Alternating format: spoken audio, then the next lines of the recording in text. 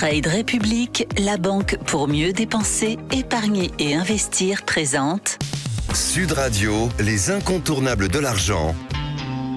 Thomas Binet. Bienvenue dans ce nouvel épisode d'Oser investir, les incontournables de l'argent. Je suis accompagné de Mathias Bassineau. Bonsoir Mathias. Bonsoir. Mathias, vous êtes directeur des marchés européens de la néobanque Trade République. On va parler de fiscalité.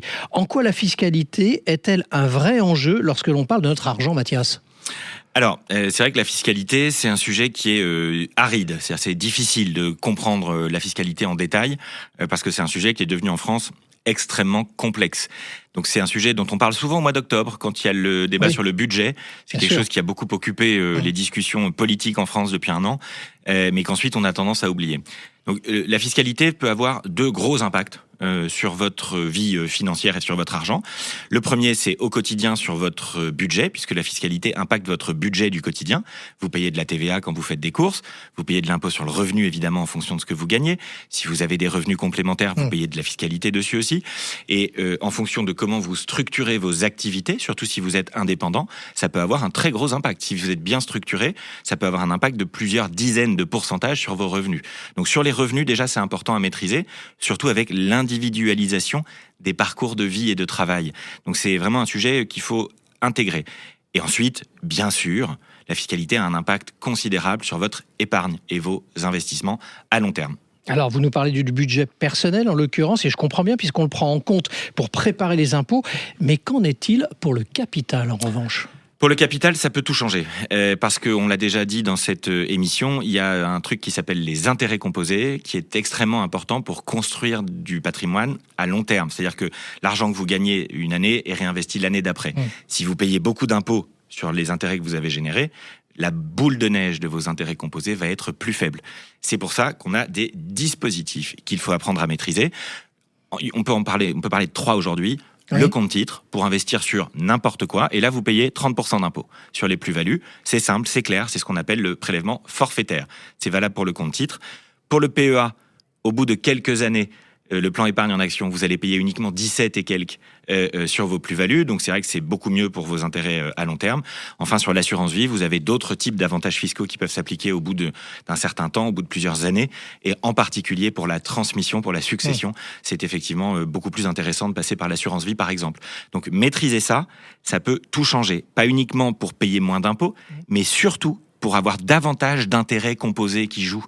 C'est très important. Si vous enlevez 2% à un investissement chaque année, c'est un exemple comme ça, eh bien, au bout de 20 ans, vous avez enlevé 100%. Donc, c'est très important de comprendre que des petits pourcentages d'impôts sur votre épargne et vos investissements, ça peut être un vrai problème. Alors, vous venez de parler des différents taux, mais concrètement, quels sont les effets ?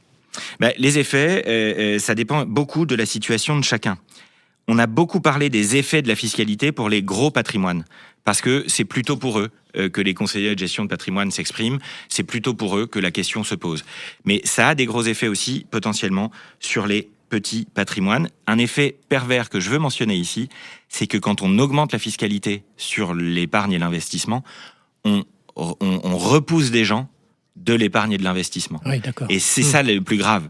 Le plus grave, c'est que si on crée une fiscalité confiscatoire, comme on dit, sur l'épargne et l'investissement, ce qui est possible dans notre pays, où la fiscalité est instable, mais souvent élevée, on prend le risque de repousser les gens qui ont envie de s'y mettre. La flat tax, le prélèvement forfaitaire de 30%, qui est stable depuis 2017, c'est un impôt qui a baissé, qui est stable depuis 2017. Ce qu'il rapporte à l'État a doublé en 6 ans. Donc avoir des impôts bas, mais stable dans le temps, c'est la meilleure manière de gagner davantage d'argent pour l'État. C'est ce que je l'encourage à faire. Mais alors justement, vers qui se tourner pour approfondir les sujets, pour mieux comprendre tout ça ? Parce que c'est de la pédagogie, tout ça. Alors, si vous avez un patrimoine important, vous allez pouvoir accéder à un conseiller en gestion de patrimoine ou à un banquier privé. Si ce n'est pas le cas, ce qui est pour l'immense majorité des gens, évidemment, c'est pas le cas. Eh bien là, vous avez à l'heure actuelle une nouvelle source d'information au-delà des institutions qui fournissent des contenus très intéressants, qui sont les créateurs de contenus. Vous avez des conseillers en gestion de patrimoine qui créent des contenus très intéressants. On peut mentionner Mathieu Louvet, par exemple. D'ailleurs, qu'on a reçu dans Oser investir un dimanche matin. Et Nicolas Chéron, et Camille Nicolas Jack, et il y en a d'autres qui font ça très très bien et qui expliquent ces sujets-là. Donc formez-vous, ça peut tout changer, mais pas pour les raisons que vous pensez. L'enjeu n'est pas de payer moins d'impôts sur le revenu cette année. L'enjeu, c'est de payer Il y a un moins d'impôts décalage. sur les plus-values à long terme, parce que c'est avec la boule des intérêts composés que ça marche le mieux. Merci Mathias pour votre analyse. On vous retrouve mardi prochain pour un autre numéro d'Oser Investir, les incontournables de l'argent. Et pour ce qui me concerne, je vous retrouve tous les soirs de la semaine à 18h50 et dimanche matin dès 9h30 sur Sud Radio. Sud Radio, les incontournables de l'argent.